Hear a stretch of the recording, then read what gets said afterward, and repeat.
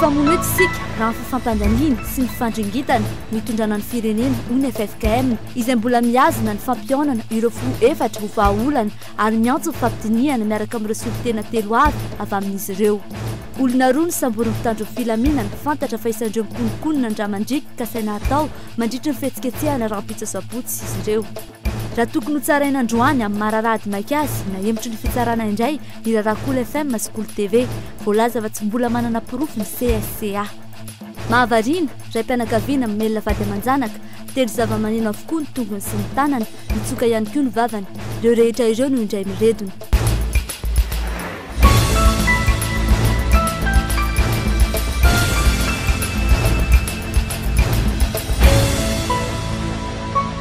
Tomboky lasy tomboky vavy tonga sao tanatin'ny fampahalalam-baovao ny Koly TV sy ny Koly FM manasanao ary anaraka izany hatramin'ny farany.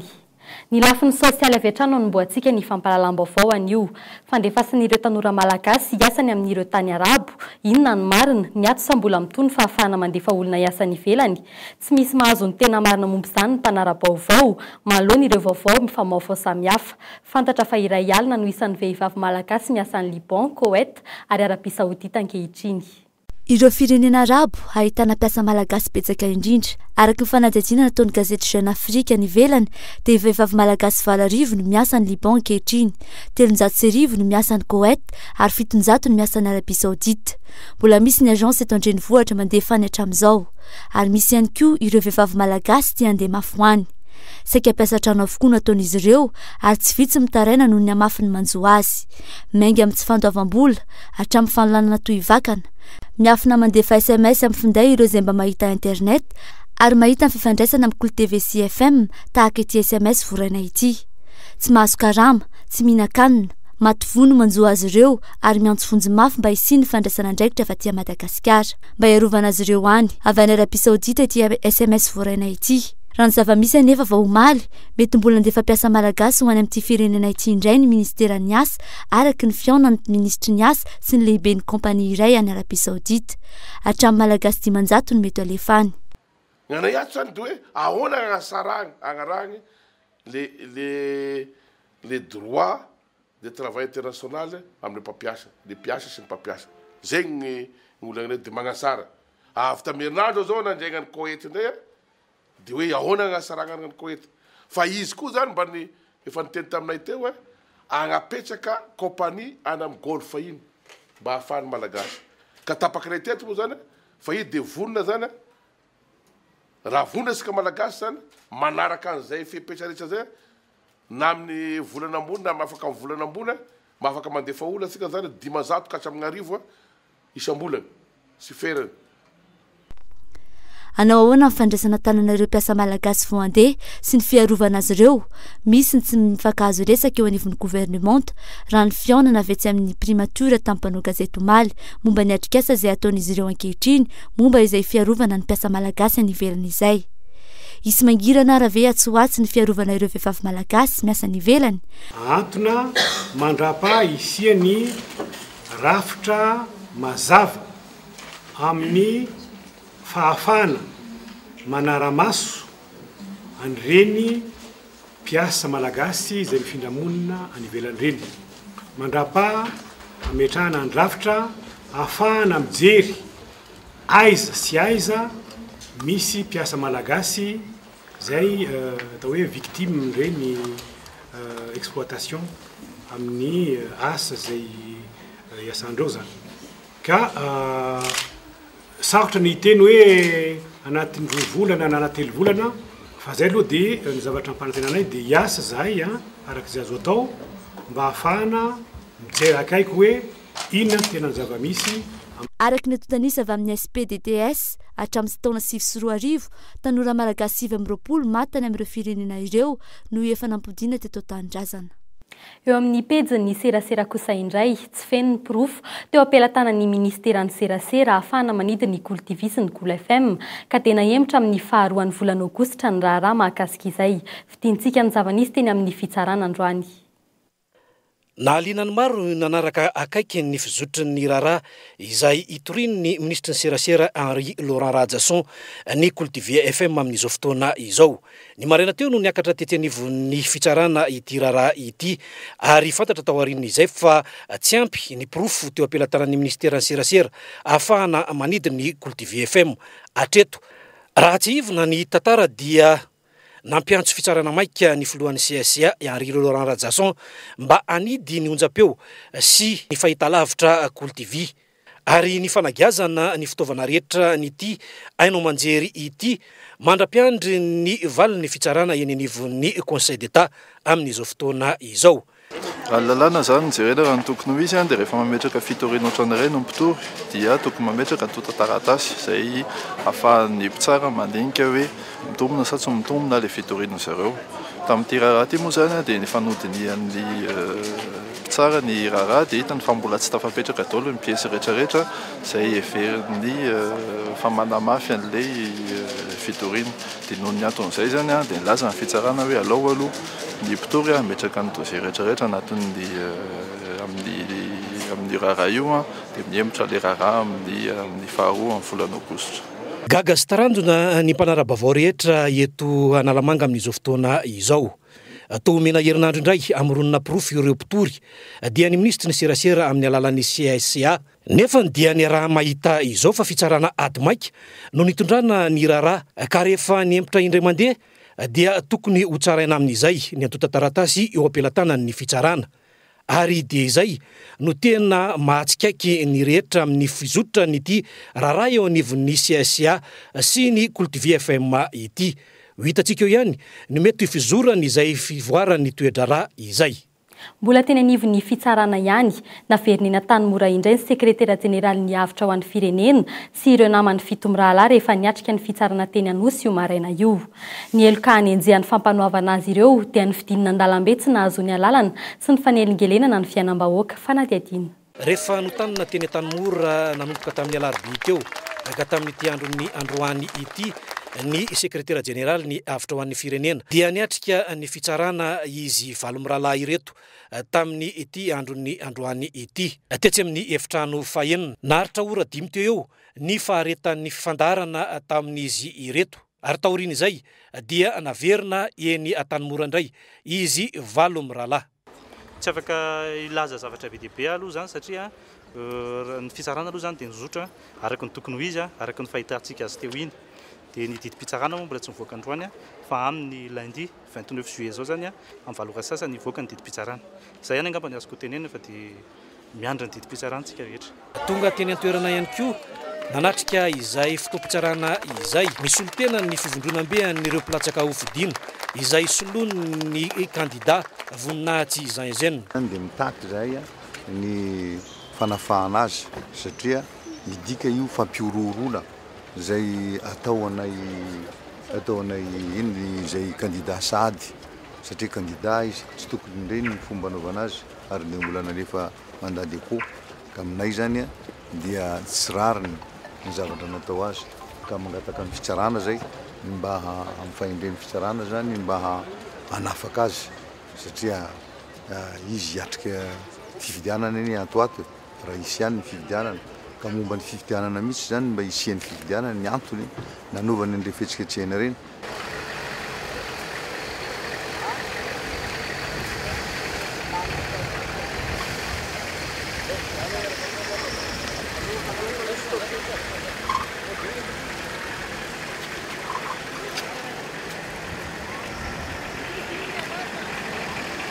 Eo amin'ny lafiny fandriam-pahalemana kosa indray, jiolampampiororo eny Manjakaray, Anjanahary, Andravoahangy sy Ampasapito ka hatreny Andraisoro ireto jiola voasambotra ireto. Saika hanafika tamin'ny Manjakaray izy fitolany ny alakamisy 4 jolay teo. Tamin'ny alakamisy tamin'ny 9:30 maraina teo no tratra ireto jiola ireto noho ny vaovao avy amin'ny olona tsara sitrapo fanampanazavana. Nisy niantson'ny polisy ny arivan'ny 4 jolay tamin'ny 9 teo eo makasika andian-jola mampiaya mitambasika mikasa ny anatanteraka fanafiana tany Manjakaray. Nidina teny an-toerana avy hatrany ireto farany ka nirosy tamin'ny fisamborana. tonga moa polisy avy an-trano dia nanao ny intervention sy ny nanamarina an'izay filazam-baovao zay teny Anjanahary dia nisy andian-jiolahy maromaro zany tratra teo avy mifokarongony moa zalahy zany amin'le fanomanana le fanafiana dia nisy basy tratra tany aminy satria arak'le filazan'le renseignement tonga teto aminay zany mana mitondra basy zalahy reo ary reo le mpampiororany Andravoahangy sy na tsena Andravoahangy tsena dia manodidina an'Andravoahangy iny Anjanahary manjakaray hatrany Anjaisoro nakatra ty Akorondrano. Ny efatra no voasambotra teo ny eo, ny roa ambiny kosa voasambotra ny andro ny 5 Jolay ary ny ray mbola tadiavina hatramin'izao fotoana izao. Nahatrarana arma faktisy na basy mamoaka afo teny amin'ny reto Jolay ireto nandritra ny fisamborana azy ireo. Tsy mbola tratra kosa izao ireo basy tena izy voalaza fa ampelatan'ny reto Jolay ireto. Mbola eo amin'izay lafin'izay hatrany misahotaka ny sain'ny vahoaka ao Ambohibao talata, alarobia, alakamisy ny fanesesy ny vakitrano tamin'ity herinandro ity. Tokantrano efatra no nandalovan'ireo mpanao asa ratsy androany maraina fanadihadiana. Manomboka ny talata lasa teo, tsy milamina ny ao an-tampon-tanàna Ambohibao. Maro ny zavatra very. Lakamisy alina no miseho misy vakitrano teto aminay, zany hoe tranoko moa zany le izy. Dia lasany daholo ny lecteur, télé, ordinateur, dia bisikileta anjanany. Akoatra mbola tsy voatany fa be dia be zany zatra lasany. Ty bisikileta ty zao saika nisy nangalatra nefa efa mifatotra rojo. Tsy nentanao hatrany ihany no entin'ireo mpanao ratsy fa hatramin'ny voninkazo ihany koa. Fa le voninkazo isa zany le voninkazo le tena tsara be daholo ny nalainy teto tokotaninay teto. Ty zany ny tavela tao anatin'le poty le pom-boninkazo zany satria ny ankizy ato aminay tsisy manana an'ity tsinona zanakay dia ty no navelany tao anatin'le anina zany dia hitanay tamin'ny maraina. Efa maromaro ireo trano latsibatra ireo mpanao ratsy ireo. Efa nisy ihany koa no nandramana novoaina saingy ny fony tompotrano dia tsy nahomby ny teti-dratsy. Nisy olona niakatra zany teto amin'ny lavaranganay teto tamin'ny maly alina dia kiropadropaka ny karokaroko izy nitsikotsikotra ny varavarana dia ndefa mifoa dia nitsikoloviko teo amin'ny elakelaky ny varavarana izy dia hitako mihitsy izy nitsambikina teo amin'ny lavarangana zany midina tety ambany. Ny eny anivon'ny zandary dia nilaza fa efa manatanteraka fitsirihana anaraha-mason'ny tanàna indrindra rehefa alina. Ny eo anivon'ny fokotany ihany koa dia efa nandray fepetra hitandrona ny filaminana ao an-tanàna. Ny vavahady rehetrarehetra manodidina ny tanàna dia efa tapotra midy avokoa ary le Ambohibao tapo-tanàna sisa miandry an'le lalana ovity zay dia mametraka an'le barrière eo akaikin'le vavahady eo miditra amin'ny farmasia zany no asianay barrière. Amin'ny ankapobeny ireo vakitrano sy alabotra ny tena manjaka eto Ambohibao. Somary nangingina kosa ny fanafiana amin'ny tapejina tao anatin'ny 2 volana araka ny filazany avy ao amin'ny Gendarmerie. Hivadika eo amin'ireo vaovao ara-politika kosa indray isika. Tsy fanelanelanana fa fampihavanana nataon'ny FFKM hoy izy ireo androany manoloana ny mpanao gazety. Miantso an'ireo filoha efatra ny endrisolo-tena 3 avy amin'ireo filoha am-piangonana mba hiaraka amin'izy ireo hanao dinikasa fandalian'ireo hevi-baventy nivoaka teny Ivato ny 3 Jolay farany teo. Naneho hevitra momba ny resaka fidinina an-dalambe ihany koa izy ireo androany. Fanampanazavana. Azay fa tsy miditra fanelanelanana. Tsy fanelanelanana ty fa fampihavanana. Zavatra rotra miavy eo. Ho fanatanterahana zany dia ny angaviana hanolotra solotena 3 avy ny filohan'ny tetezamita sy izy 3 mirahalahy filoham-pirenena teo aloha. Ireo solotena ireo no ifampidinika amin'ny solotenan'ny FFKM momba ireo fehi-kevitra vitan'ny mpivory teny amin'ny CCI Ivato. Tsy mbola fantatra ny fotoana anaovana an'io dinika io, nilaza ireo filoham-piangonana fa tsy kosomaso amin'ny fampihavanana fa tsy fanelanelanana, mifameno fa tsy mifanohitra amin'ny asa ataon'ny JKM izany raha ny fanazavany. Mbola mitana amin'ny fampihaonana andreo filoha efatra ho vahaolana ny FFKM. Azay fa tsy miditra fanelanelanana. Tsy fanelanelanana ty fa fampihavanana. Zavatra rotra miavy eo. Dia hoe zay ve te hanao tahaka ny tamin'ny 91, 2002, 2013 hoe ampahomby an'ity zavatra. Samihafa ny zava-nisy tamin'izay sy amin'izao fotoana izao. Everiko fa efa mihamatotra isika malagasy handray an-tanana ny fiainantsika ary hitondra nyity firenentsika ity amin'ny tokony ho izy.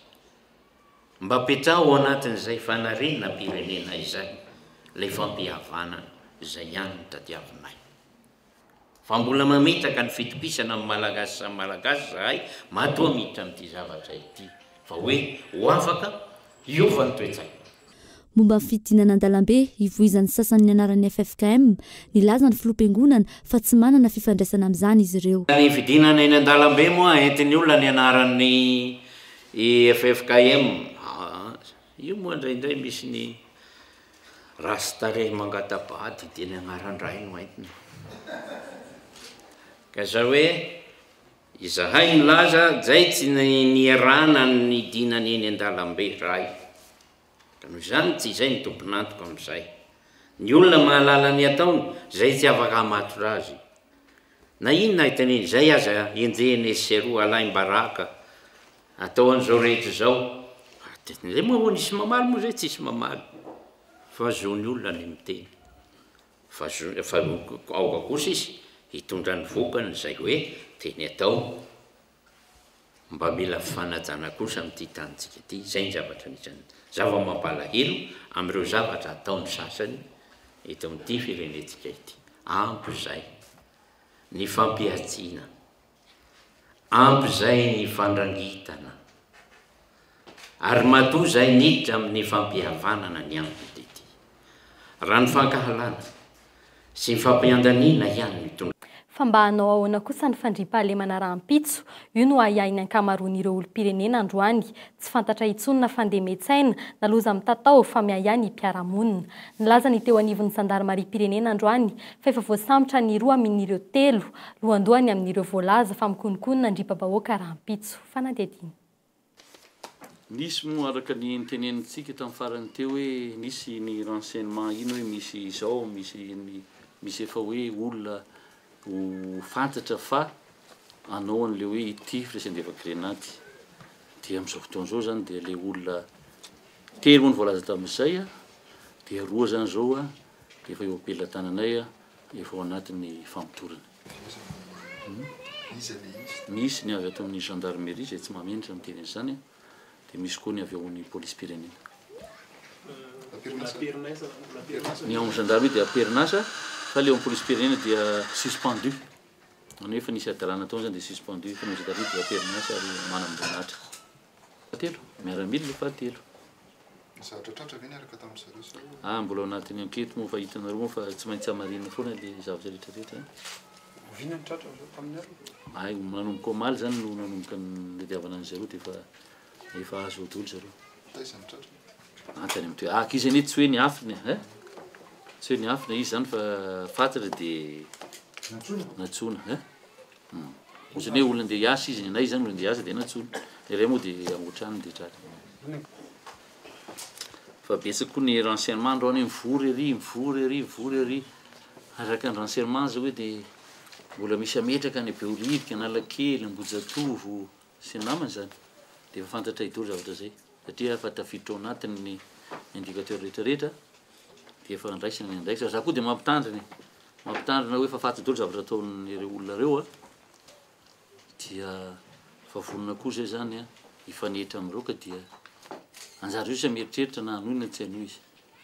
Raha ny fanazavana avy amin'ny zandarmaria-pirenena ihany androany efa nanambara ireo londohany amin'ireo mpanao fihetsiketsehana fa tsy hitondra olona ny ambojatovo rahampitso.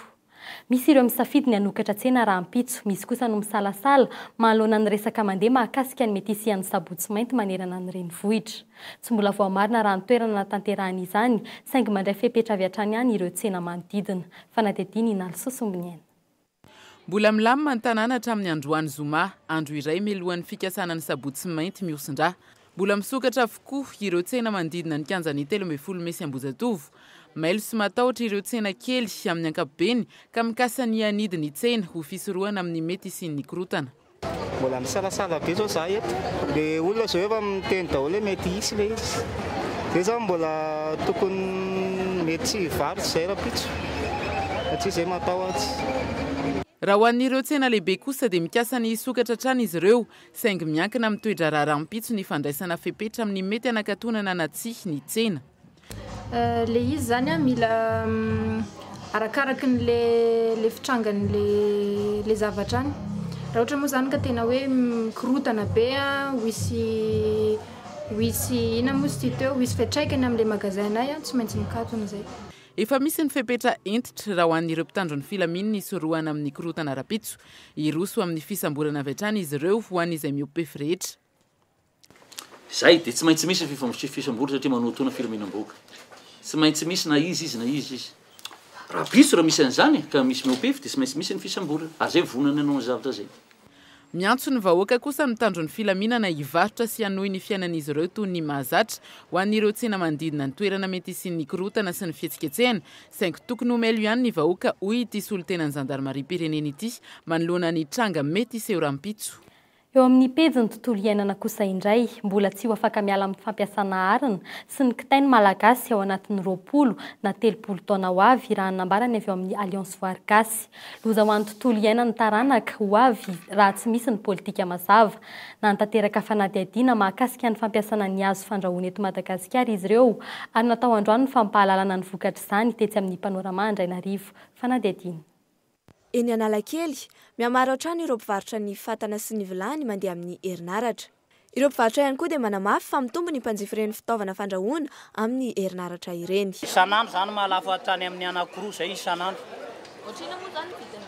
Ty zany raha ny tena vidiny ty dia 100 000 ny tena prix an'ity. Ty fatan'ity rice cooker ty. Dia fatana zany dia 150 le spirale. Afahana mitsitsy kokoa ny fampiasana azy raha ny eritreritry ny olona mampiasa azy. Ny avy ao amin'ny Alliance Voary Gasy anefa dia nanamafy fa mbola ahatra vao afaka hiala amin'ny fampiasana ny arina fanataina sy ny kitay isika malagasy. Alohan'ny ivadiantsika amin'ny angovo hafa zany dia mila maîtrisentsika zany fehezitsika io resaka saribao sy kitay io satria raha mijeritsika zany na manerana an'izao tontolo izao ary dia mbola betsaka amin'ny fampiasana ny saribao sy ny hazo raha tsy tentsika hoe ny antony akana hazo anaty ala dia 9 isan-jatony anaovana saribao sy anaovana kitay. Dia raha ny eto Madagasikara dia mipetraka le olana satria tany andalam-pandrosoantsika dia mbola io foana no ataontsika hoe angovo fandrehatra zany ampiasain'ny malagasy. 9 isan-jato mpona dia mampiasa ny arina fandrehatra avokoa, ny 10 isan-jato ambiny kosa dia mampiasa ireo fomba fandrahoana toy ny gazy, ny fatana mandeha amin'ny herinaratra ary ny angovo azo avaozana. Toy izany tsy mpivarotra sakafo etsy Ambodimita ity izay mampiasa taimbako na ho fandrahoana. Mangotraketo izy dia apetraka anao eto. Zay no zay zany masaka le sakafo, zay no masaka le sakafo fa ny voalohany ty ihany mamasaka aminy.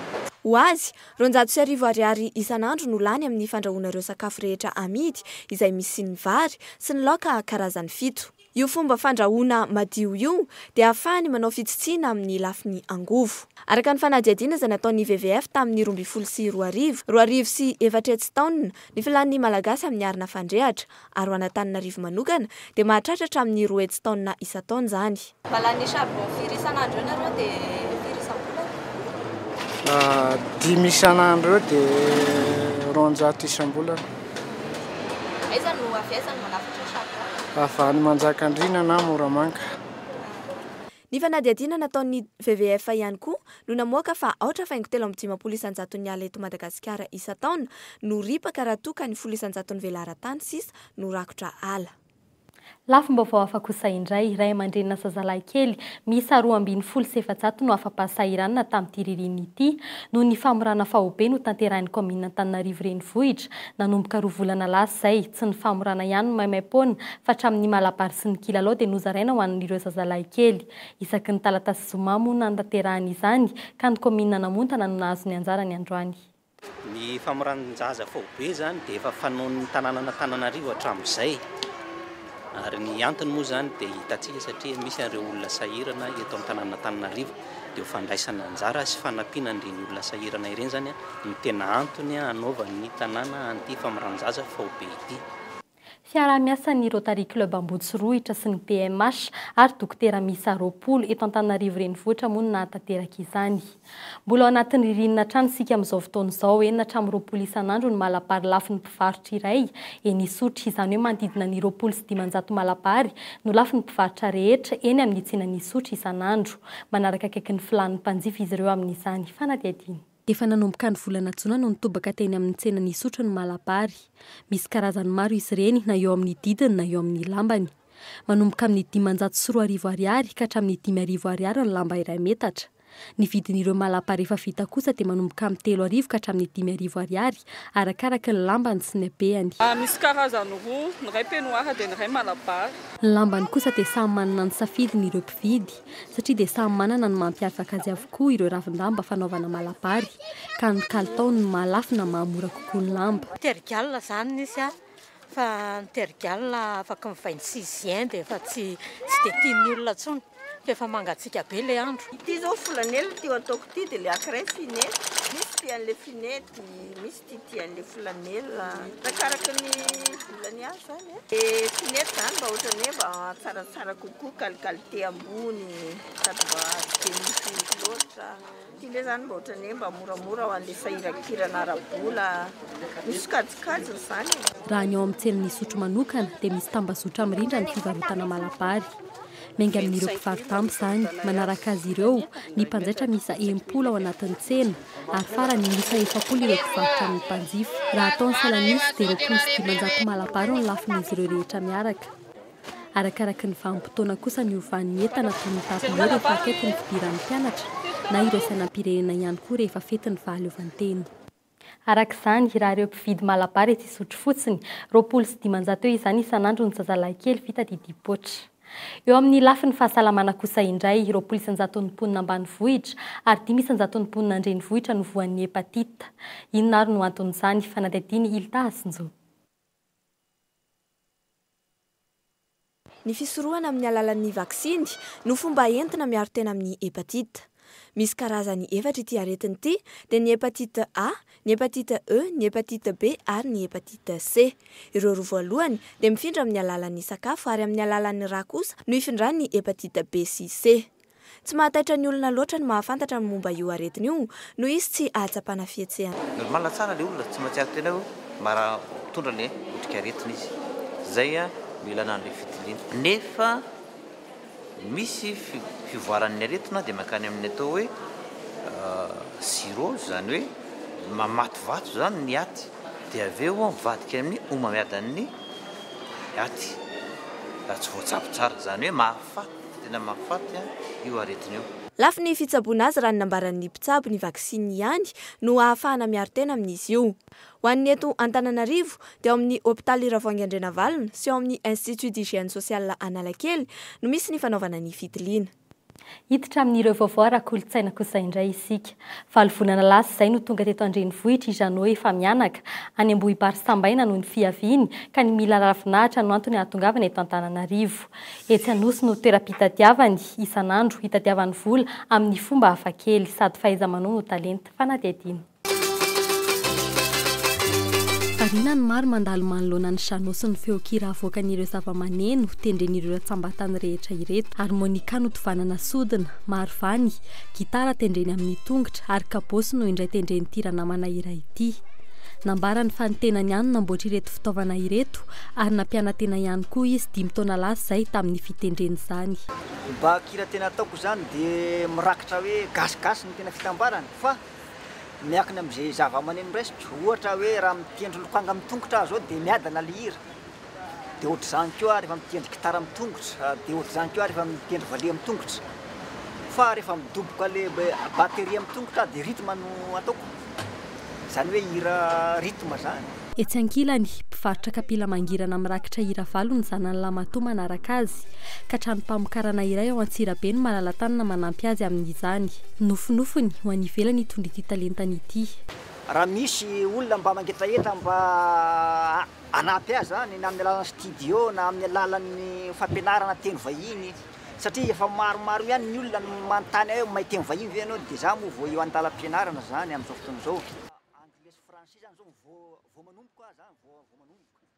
Sady mitady vola no maka fahafinaretana ny lehilahy eto 10 eo ny kapila lafiny isan'andro raha toa ka 2 ariary ny iray akoatra ny rakitra arotsaka ireo mpandalo ao anaty arokeliny izay mahatratra amin'ny 2 alina isan'andro. Mbola hitsanona eo amin'izay lafiny kolotsaina izay hatrany isika sady mihira amin'ny teny frantsay no mihira amin'ny teny malagasy Edgar Ravahatra. Mpanao zavakanto efa ela izy ary mipetraka ny ampitan-dranomasina naroatra ny fandalovana eto an-tanindrazana ny Kolo TV amin'izao fotoana izao. tsy mbola fantatry ny sarambabe bahoaka nefa mitondra loko hafakely eo amin'ny sehatry ny kanto malagasy any ivelany Edgar Ravadra. Ny antony ny mozika ny teny frantsay sy ny teny malagasy. Tsy sitrapo fa tonga ho azy izay no fanazavana entiny ity mpanakanto ity manoloana ny fomba firany. Efa kolontsaina ny taizazy hatry ny ela koa io teny roa samihafa io. Ilaina ny manome hevitra ny kanto atao ka teny roa no hamaritany ny zavatra ataony. Miray fo dia miaro kanto. Zay ny gamban'ny filozofia voalohany indrindra hitondrako azy satria sarotratra koa manko ny hoe anao kanto dia tsy vita hoe anao kanto dia lasa kanto. Tsy maintsy misy zavatra mavesabesatra kokoa hitondrana azy mba hisy vetibetiny hitondrana azy dia amiko miray fo dia miaro kanto. Zay hitondrana azy. Efa niara-niasa tamin'ny mpanao kanto maro hatry ny ela eto an-toerany Edgar Ravadra toa ny Olombelodriky, Bakomanga, Abel Rakoto zanany, Nicolas Ratsimandresy fa eo koa ireo mpanakanto zandrony vao misandratra aty aoriana. Anatanteraka hetsika eto an-drenivohitra rapitso izay karakarain'ny Izary Galirimo Edgar Ravadra. Tsy tery lalana fa miaraka hatrany miaraka amin'ny ananambo. Izay no loha-hevitra entina amin'izany hetsika rampitso izany. Dia inany koa no entindray manakatony ny fampahalalam-baovao iny ho fanatsarana trano ny fifandraisantsika dia misy ny laratarby 034 07 888 02 isaoranao naraka ny fampahalalam-baovao ny Cool TV sy ny Cool FM hatramin'ny farany. Veloma tompoko.